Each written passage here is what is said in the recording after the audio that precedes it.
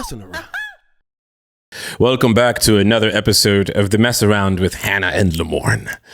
Glad you could be here. So Hannah. Yeah. I know last episode we were talking a little bit about, because this is probably a second episode in a row. Well, this is the second episode in a row where you're not rocking merch. What's going on? I know. Well, I'm waiting now for you. It's your turn. I don't have any more. What are you talking about? You get here. This is what I really think happens with your merch. Okay. With your mess around merch is that you give it to people. That's fair. I'll tell you what, I do it all the time. Friends of mine who visit, I have friends because I've traveled a ton around the world, and then people come and visit me, and then they're like, oh my God, like, you still do the podcast? I'm like, yeah, I love it so much. And then I'm like, you want a sweater? And they're like, yes. Well, and no, so here's the thing. You have a surplus of it. You have some at your house in bulk. I don't have that same supply you have. I do have a few pieces, yeah. I don't. I only get what you gave me. You literally gave me a shirt, a hoodie, a hat. All right, you want more? Okay. All right. I wear but the hat, I wore it out so much that it's filthy, so I can't keep wearing it. It's white. Your hat's white? The hat that I have, the mess around hat that I have is white. white. A white one. Whoa, Hannah, slow down. Slow down. The size the same as the black ones or the brown ones. Jeez. Ugh. I didn't even know that we made white hats, y'all. Okay, well, you know what I'm going to do? This is what I'm going to do for you. I'm going to text your assistant and tell her to go to your wallet and get your credit card, and you're going to buy a bunch of merch that you are then going to wear on this show so that we can show our fans how hard we have worked at making some sick-ass merch for them, and then they can see it on your Emmy Award-winning body. Period. I gotta buy it. I do got an Emmy Award-winning body. There's an episode called Teachers. Written by the way, Kim Rosenstock, who co-created Dying for Sex with Liz Merriweather, which is like a huge show that 100%. everybody's freaking out about. And this is Kim's episode right here. Yeah, and I didn't get a call about being on that show. Who's like the king of TV right now. Oh, I love Trent. Trent is the man. He's the king of TV. Do you know that? Like everything he touches has gone like to gold. DMV got picked up. Ghost got 2 more seasons picked up. Like literally everything that he has touched has now continued, like keeps getting made. Yeah, Trent O'Donnell, man. Trent O'Donnell is that dope. He's that dope.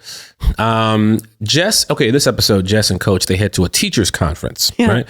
Where Coach has to face his fear of teaching health class, and Jess is doing everything she can to avoid Ryan, aka Ryan Goes In You. But damn, that boy dreamy. He's so dreamy. But anyway, meanwhile, back at the loft, guys' night takes a very, very weird turn. Nick ends up teaching Schmidt how to do laundry. He helps Winston figure out how to use a ruler, which is so silly, and has to admit he has never learned how to love. We'll be right back.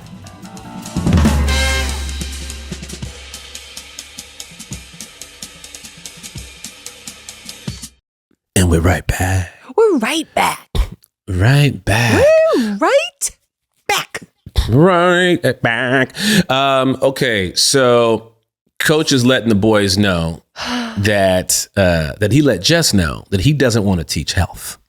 Right? That's not for him. He just wants to skip the conference. He wants to hang out with the boys for guys' night. It's guys' night, which is pretty much just celebrating when Jess leaves. Which, by the way, is actually the right description of how guys' nights or girls' nights usually happen, which is like your partner is going on a trip somewhere.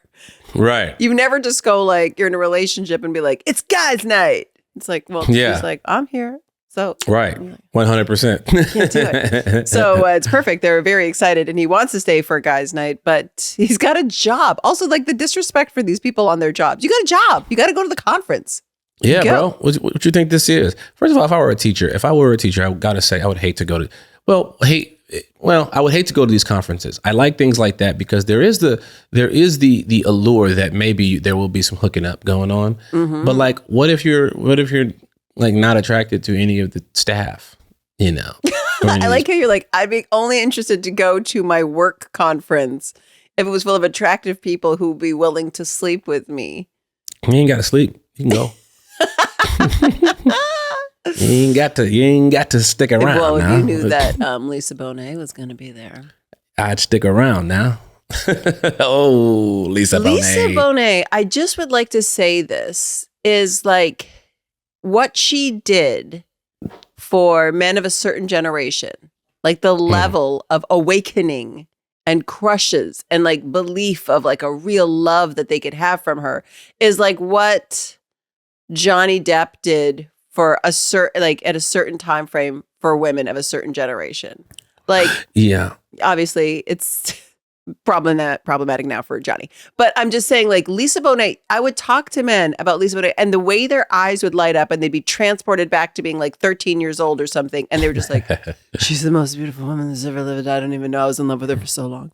You know what's so crazy? I feel the same way, but I was much younger, obviously, but I still feel the exact same way. And to a certain degree, still do. She is fantastic. Yeah. I remember, did I ever tell you this? I think I may have said it on this podcast before. The sandwich. No, not the sandwich, but I could, but that's a big one. It wasn't the sandwich. It was when she was in the hair and makeup trailer for our show. And I saw her and she was super nice and everybody's getting their hair and makeup done. And I was like, oh, hey, she was like, such a pleasure to meet you. I was like, oh, you as well. And I don't know why I said this, but it came out. I said it, and it's because I've had a real crush on her daughter for a long time. True. I said, "Oh, I was like, such a pleasure to meet you. Just a pleasure." I was like, "I love your daughter. I think she's great." And she goes like this, "Thank you." Kind of like,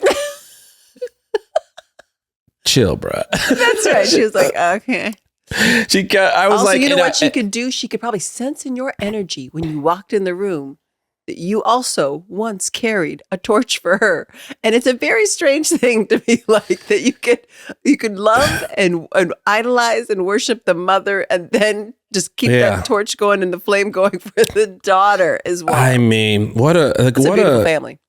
But you know what's crazy is that I was just being genuine in that moment, but also didn't think it through. Yeah. Like, just let that sink in for a second. If some dude walks up to me in the future, let's say Lily becomes like an actor or a musician or someone of public notoriety, and I'm working with some younger dude, and he's just like, man, I love your daughter. I'm gonna look at him differently. For sure. I'm gonna be like, fuck you mean, bruh? That's right. You're not saying I'm in love with your daughter. Yeah. If I could take that back, I would. But I did. But I did it. I said it. And it ended up working out because you crossed paths with both of them. That's right. And you had a fine time. Yeah, it was at the gold party. Jay-Z and Beyonce had a gold party a while ago after the Oscars, and I got invited to it. And I'm there, and at one point they're dancing with each other. And as I'm like, they're kind of like in this walkway. So I'm walking past trying to get around, but I end up sliding in between them, and they start dancing like this on me. I was like a bit of a sandwich. And I panicked and just was like, ha, and like left. And my boy at the time was looking at me like, bruh. What are you doing? Put super glue on your shoes. Yeah, you gotta stick around. Stick around, man. Never going to happen again. Ever in the history of life, man. What a full circle moment, though, for like your young boy soul. Oh, yeah. I've lived a crazy life, even though it's just little run-ins like that. It is weird when you think about it. My very good friend Wendy was here this past week, and we were just talking about all the weird stories in life. We've known each other forever. And she was like, what do you think, like, if the 10-year-old you could see your life right now? And I was like, would think you're full-face lying. Like, if you told any handful of weird stories, would just be like, why are you being so cruel? Yeah. I've had real fun. All right, this episode. See how Lisa Bonet has that magic, man. Just like, pop, we're in a different world. We were just like, now we got to speed through. Mm-hmm. I know. Now we're just going to be like, they went to the teacher's conference and they cried over some sad songs. That was the episode. Ryan Lisa goes in you. This is the situation. Really, Jess needs Coach to go there because she needs a buffer because it is not allowed. She's not allowed to sit there and to date a fellow teacher. She's the boss. She's the vice principal, and she's worked so hard to get there. And now she has the ultimate temptation of her dream man working there, and she's got to keep it professional. She does that by staying away from him and running away from him and becomes close. Right. I love the fact that when she was breaking down to him, like how great it's going to be, though. She's like, it's going to be so great. We're going to rage. Well, except for like, we have a 10 p.m. curfew. You know what I mean? It's like, so we got 3 hours of rage. Well, it's like 2.5 because we got 30-minute cleanup. We got 30-minute setup teachers. Time. We got to do the cleanup. We got to do the breakdown. We got to do lights out. We got to do quiet time. Yes. And we'll be in bed by 10. We have to be asleep by 10. Sounds like a teacher's conference. 100%. But yeah. Jess, or Cece's actually excited for Jess. Yeah. She's excited. She's excited. She's like, this is going to be great. Like, go. You like this guy. It's going to be fine. And she's like, no, this is a living nightmare. She's like, you know what? It's going to be fine. I probably won't even see him. It's going to be okay. Cut to, of course, they have rooms next to each other. And Jess is like, right. This is going to be a nightmare. Then we are back at the loft where the guys are trying to go full bro out crazy with fart naps and meat and beer and jousting. Which is crazy. Jousting. Well, a lot of women don't know that men do this. We put on pillows, blankets, and tape it around ourselves and we joust. When I read episodes like this, I go, oh, I know it's a joke and I know it's like a bit. But a lot of women were on this show that didn't know what men did in private, in our private time. This is Kim's fantasy of what men do. By the way, it was beautifully written by a woman, which is basically all the ridiculous stereotypes of what men would do, right? Yes. Then they're just looking at women. Yes. Right? Then how seriously inept they are is revealed. Mm-hmm. And then that leads to a spiral. And then how a lot of girls usually have girls' nights where it's just a bunch of crying and working through big emotions and sharing I don't buy that. Things. I don't buy that one bit. Every time girls have, what I think happens when girls have girls' night? What? Orgies. I think that's the male fantasy the worst. of what a girl's night is. I'm just like, they just called over so many people and they just having an orgy party and then they go make it seem like they were crying and reading and knitting. I don't think that's ever happened in the history of a girl's night. What, crying and reading? No, orgies. That's, first of all, let's just stop right there. I guarantee you we can find at least 10 people in the comments that'll be like, yeah, I've done that. Never. I think it's never happened in human history. That girls were like, we're doing a girls' night. They're not doing that. Hannah, I got news for you. Lamar. It has happened. It's happened. I'm a girl, I'm telling you. Hannah, you are a married girl. I was born married. I've had this mindset for life. I've been a wife for life since the day I was born. Yes. I'm telling you, it has happened. Okay, folks in the comments, if you're listening to ladies, on your girls' nights, has it ever turned into an orgy? Because I will guarantee what we just saw in New Girl happened on the guys' nights has happened for sure. They thought there were going to be all these macho things happening. They got distracted by girls. Then they realized they didn't know how to do some dumb shit. Then they Googled it and then they tried to help each other figure it out. And they started to spiral in some weird stuff. And then they started to cry and drink too much.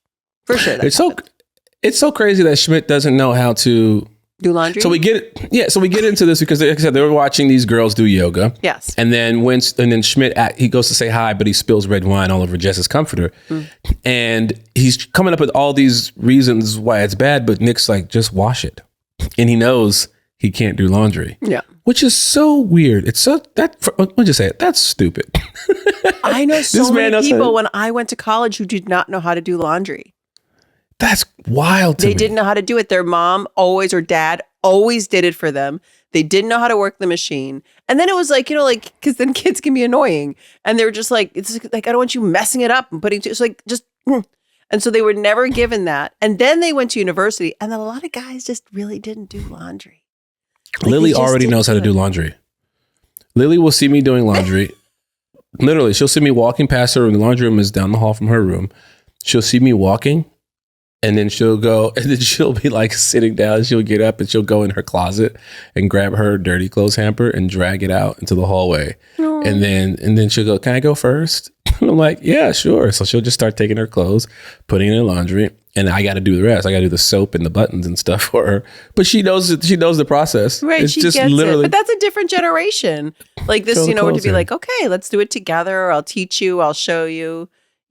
Like. I grew up on a Greek island. Those Greek mamas are definitely not letting their little boys do laundry. It's like, That's true. let me Go hunt. I'll do anything you want. No, go sit, have a coffee. Stuff Oh, like that's I love. it's very I love nice. that. It's very nice to have a Greek mom. Oh my gosh, That's I what love it's my mom. My mom is Belizean. Basically the same thing. She does the same thing for me. When I come home, when I go to visit her, she's always like, "Don't do anything. You're fine." Like I gotta go. I'll do it. I'll do it. I'm like, And just Mom, eat more. Can I get more food in you? Eat more food. yeah. Eat I'm more like, food. Mom. Sit. Let me just look at you. You're my creation. I would like to look at you. I don't need to see my creation doing laundry. Sit. Yeah, I know. Those are the good moms. But then you don't know how to do laundry. Not knowing how to use a ruler. That's cool. That's Well, a real because Winston situation. when you think about it, it's like the wood, the lines on the wood. Do you start at the wood? Do you start at the line? I've always The had old that. School rulers were confusing because they Yes. would put the first tick. You're right, like a tiny bit in. Yeah, so I'm The like, old is that? school rulers? Yeah, so then I have to like go. If I'm measuring my smile, then I gotta inch it over slightly. The measuring the smile. Okay, so first of all, him trying to do laundry is so funny. Him putting quarters in the soap dispenser. Like it's a laundromat. And it's so funny. So anyway, we get there. We're back at the conference, and Jess is asking Coach to be her buffer. Now the speaker, Brenda Brown, aka Lisa Bonet, she's asking Coach to stand up because he's talking a lot, and she asks him why he wants to be a teacher, and he tells him, Wait, can I just say the funniest part of that is that he was talking to Jess to tell her to like handle herself, but then when she's like, you, the talker, Mm-hmm. and then he was like, other people were talking too. It's such like a little kid's response. It is, and it's a perfect response because they were. They were actually. That's true. I love that they like backed him up with the audio. They were just like they had like other chat in the background. He got called out. 100%. She tells him that he's not ready to be a teacher because he's not ready to be a teacher, and she tells the group, in a very motivational, very hippie way, that teaching is an awesome responsibility. That it really is, and she tells everyone to partner up. Now, here's the thing: the buffer is gone, Coach is gone, so it's just He's like, I'm not doing it. I also love this thing. It was last episode too, where he just goes like, I just don't care. I'm just not going to do it. Like he realizes I'm an adult, and if I don't feel comfortable, I'm just not going to do it. Yeah, that should be everyone's motto in life. For sure. Nothing will get done, sure, because nobody actually feels like doing anything That's true. other than getting a foot rub and eating grapes. Like nobody wants to do anything. You know what I mean? I would love a foot rub and to eat some grapes. And that's why you got married. Go get that handled. Newsflash is what we're doing tonight. All right. Okay. So then Jess is forced to be partners with Ryan, which of course is her ultimate nightmare because it's like an intimacy bonding connection workshop that Lisa Bonet is running. Yes. And then we go back to the loft, and this is where the guys really are in a full spiral about laundry and rulers. Mm-hmm. And Jake is like, or Nick is like, okay, I'm going to take this on. These feel like simple fixes for you guys. Turns out they're not. Yes. And then we have the breakdown between Jess and Ryan. Yeah, they're forced. Everything that he says is like her dream. Mm-hmm. He scrapbooks. He owns yarn. He catches Jess as she falls during an exercise in which they break records, making teamwork a thing. It's the sweetest moment when he catches her and the blindfold whatever drops. And then Zoe just does a beautiful performance thing where she just like catches her breath a little bit. And you're just like, oh, she's sunk. She's sunk. Every time I catch a woman, I get that same reaction. You know what I mean? Because women be falling from like around me. Just physically falling, just fainting. Yeah, I don't know if they're clumsy or narcoleptic. It's one of the two. And I show up at these narcolepsy conferences and women are just falling for me, man. It's crazy. It's crazy, but I always catch them. Hey, ladies, I will always catch you. Let us go to break, shall we? We gotta go to break.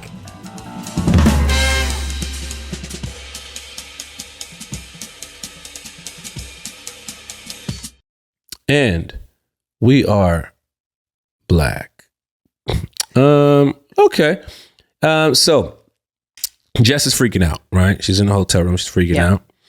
And she calls Cece. This was smart, by the way. She wrote a letter to herself in the future in case she does kind of get pulled in by Ryan Gozino. Yeah. And she knows. She goes into her friend's purse to hide the letter. Yes. Which is also, because she could have just like brought the letter with her. Right. But she needs Jesse. She needs Cece, I think, to like yell it at her. Like she wants to hear it with some grit. But Cece is like not on board. So she just reads it like dry and straight and annoyed because she's just like, this is ridiculous. If you like this boy, like just figure this out. But then you hear the hysterical letter that she's written to herself. Very mean to herself. No one respects a queen that sleeps with her subjects. I will paint my face white. No man will have me. Now, meanwhile, at the bar, Coach, he's drunk. He says that he's just teaching health, and one of the teachers there is a little offended by that. Just like, it's a big deal. What's going to be your plan? What's going to be your lesson plan? And he says he's going to lie and tell them that condoms feel good, and I don't know, maybe tell them about Magic Johnson, and I don't know, maybe about Kobe Bryant. Crazy. Damon made that up for sure. That was not like scripted. An improv. That was not scripted. I could tell you 2 moments in this episode, maybe even 3, that we made up. And I know for a fact Damon made that up. Okay. And the other one was, I said this last episode we recorded. The other one was, I feel like you talking about rappers lying. Felt like you made that up. I watched it and I was like, that's just Lamorne. That's just Lamorne being out of pocket. Because I'm measuring the bottle. It says 9 inches. So I'm like, man, rappers be lying.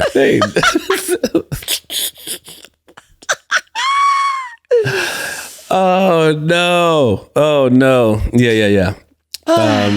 Anyway, Nick is teaching Schmidt. It's a little He's bit like a drill sergeant of a teacher, by the way. Did you notice this? Like, now do it 10 times. Yeah, he is. Which is, I guess for Nick, it's a big moment for him. He gets to like do something and be in charge and like actually, help push the needle forward. And the needle in this case happens to just be doing laundry.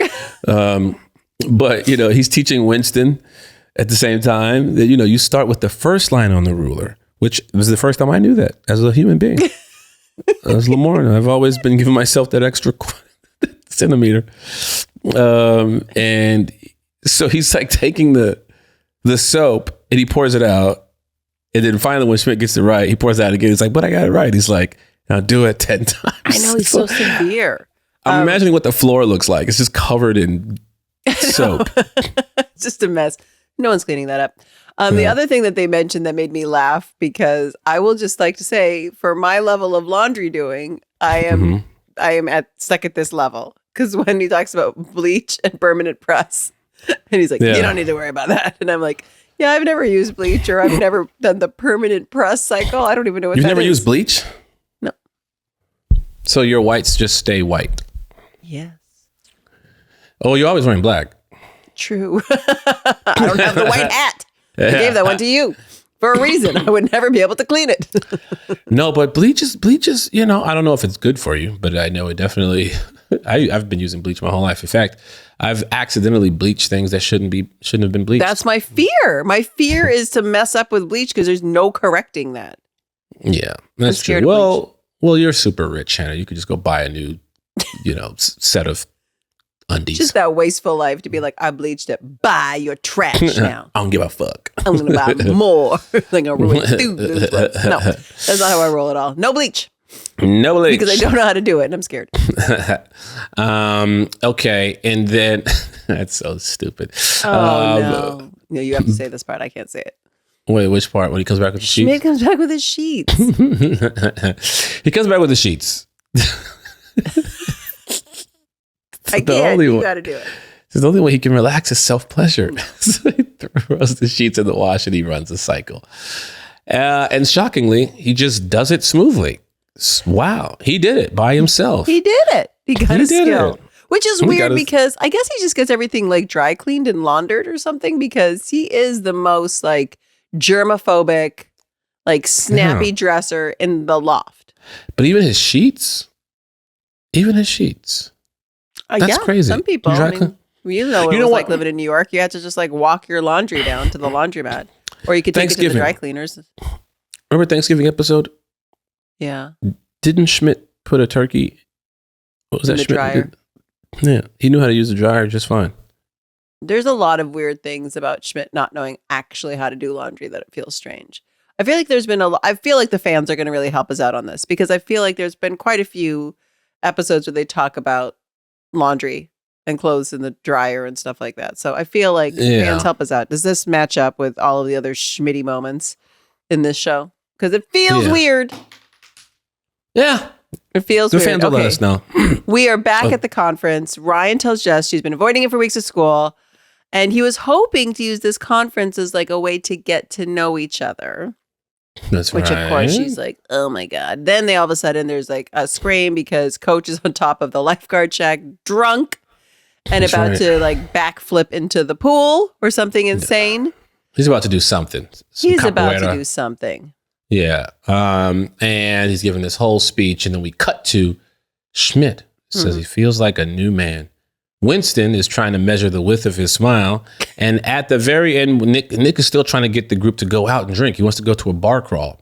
And he's like, okay, cool. Yeah. You know, we're all admitting stuff. Okay, cool. You know, I can't say February. You know, I can't say the alphabet without singing. And I never knew how to love. All right, let's go.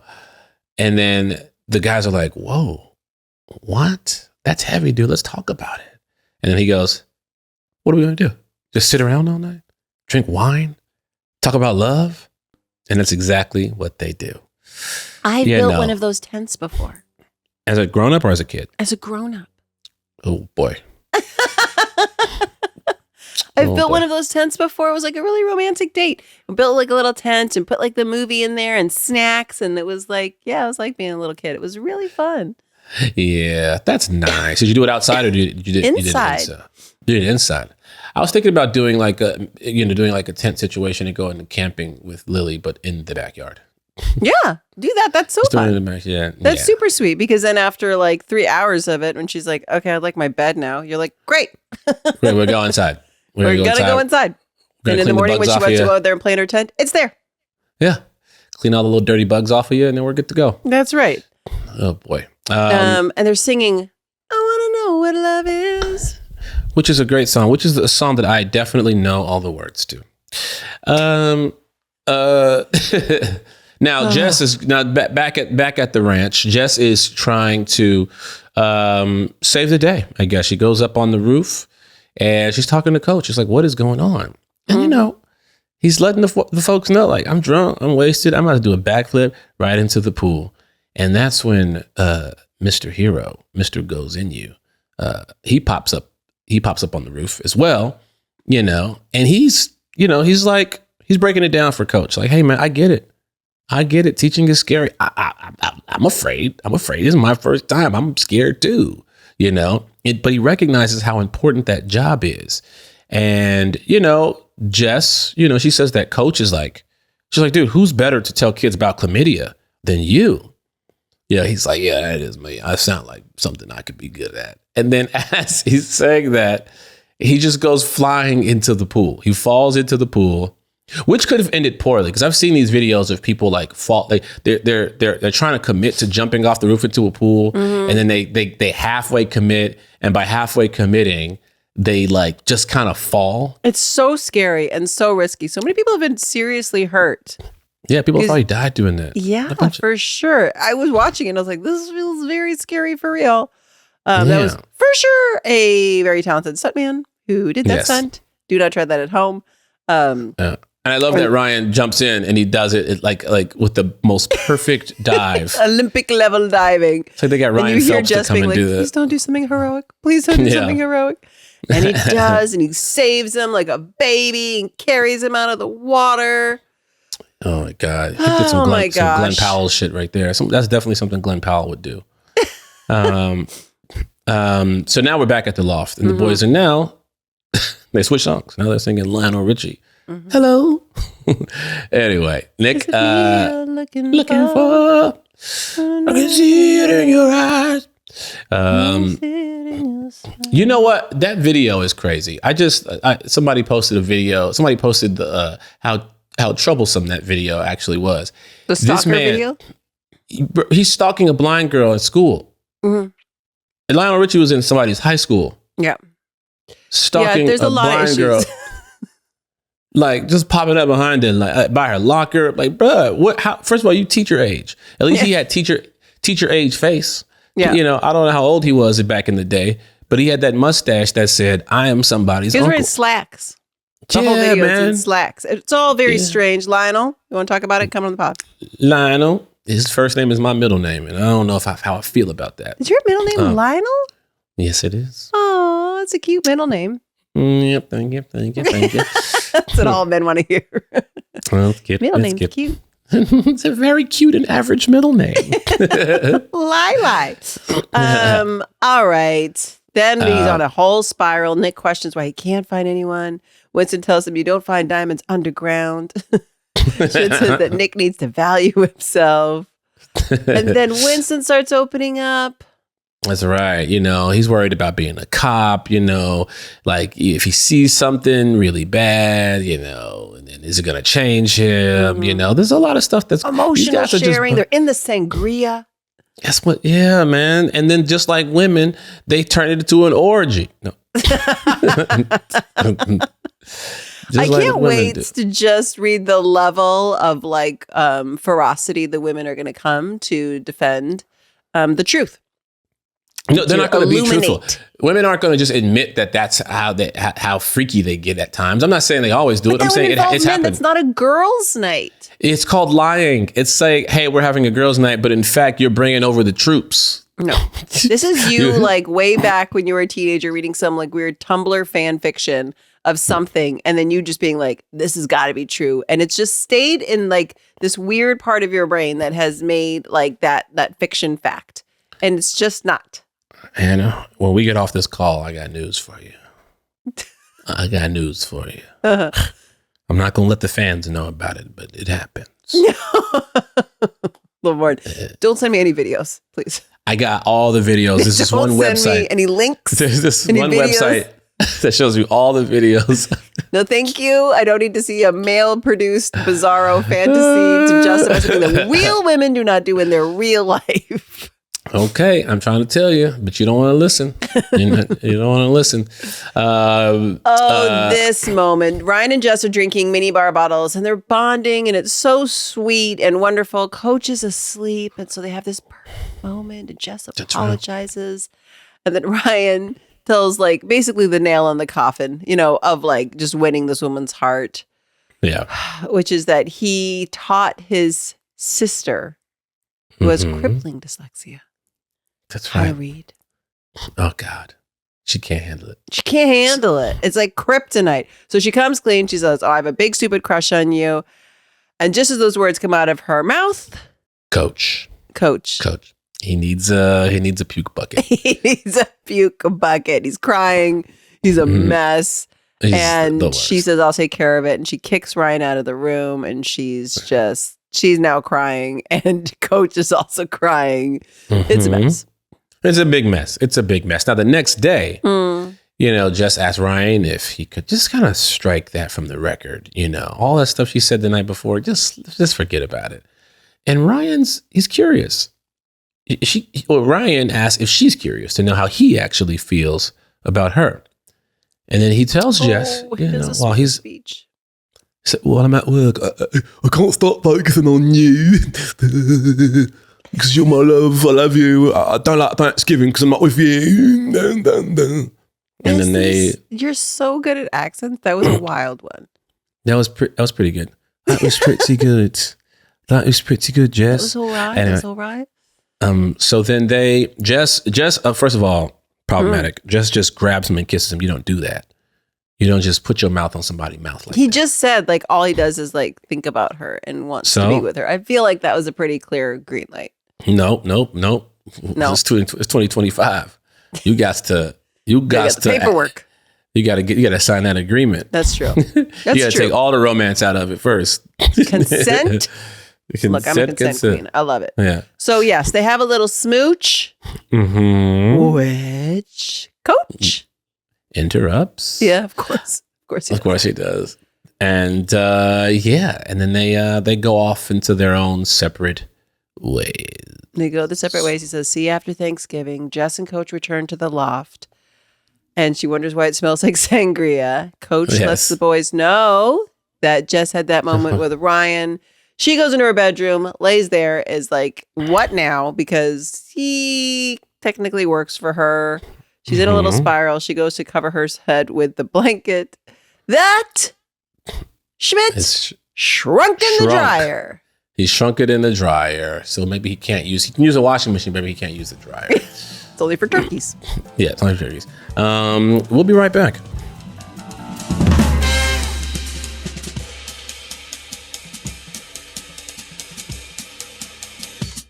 And we are back. Very, very funny episode there. Okay, listen, we're only going to do one mess around question. Yes. Babe? One mess around. One. Because let me tell you what question 2 is, and I'm not doing it. Question 2 is, with your respective friends, what do your guys and girls' nights look like? We're not doing it. We've talked too much about what girls and guys' nights look like or what they don't look like. We're putting that one on ice. So we're just going to do the first question, which is there something silly or very easy to do, I guess for most people, that you don't know how to do? Something silly or very easy that you don't know how to do. There's probably a lot of things that I don't know how to do. Or silly. You know, I used to do my taxes obviously by myself when I was first working. Like I didn't take it to like a place like an H&R Block or something like that. I was like the queen of H&R Block. I was like, hello.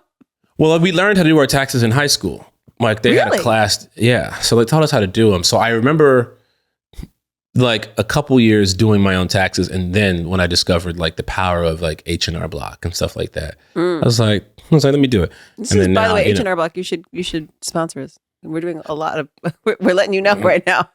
Yeah, but now I have a friend who's an accountant, and then we have business managers and stuff like that. But because I know how to do it, I still monitor everything. Sure. And I just kind of checks and balances and making sure everything's all good. Okay, so what's something silly you don't know how to do? Or I don't know how to do. I don't know how to love. I want to know what love is. I'll get the sangria. I'll tell you my weird one. It's not that weird, I guess, but I wish I knew how to sew. That's not weird or silly. That's I don't know how to sew, but most people do know how to do a stitch or thread the thing and do the. I can't do it. I wouldn't say most people. I would say most older people who had to do it. You don't have to do it now. So it's like, I don't know. I feel like it's handy. There's so many times where I wish I could have like sewn up, like I've like ripped the part of a dress or done something, and to go and to pay someone to do it and whatever seems so silly. If I just knew how to use just a sewing machine, I feel like it'd be great. I don't know. For me, I think it's probably like coding. Yeah, but that's not silly or easy. That's not like ruler level or like laundry level. Like you inventing the new app to make you a billionaire. It's not. How about this? How about this? I don't know how to play chess. Okay. I don't know how to play poker. And I don't know how to gamble. Meaning like people bet on games and there's all these things with parlays and spreads, and I don't know what any of that stuff means. Me either. Yeah. So that's something that people do often. I just don't know how to do it. Chess is one of those things that I feel like everybody knows how to do except for me. I was never taught when I was a kid. Do you know how to sew? A little bit. Okay, so next time I see you, you can teach me how to chess. I'll teach you how to play chess. Yeah, and you can help me sew a stitch. That works. Sangria will be involved, and then we'll talk about learning to love, Lamorne. We got to learn how to love, y'all. Lamorne, Lionel, I'll be there for you. Hello? How to love. Well, folks, thank you for tuning in. That was a great show, a great episode.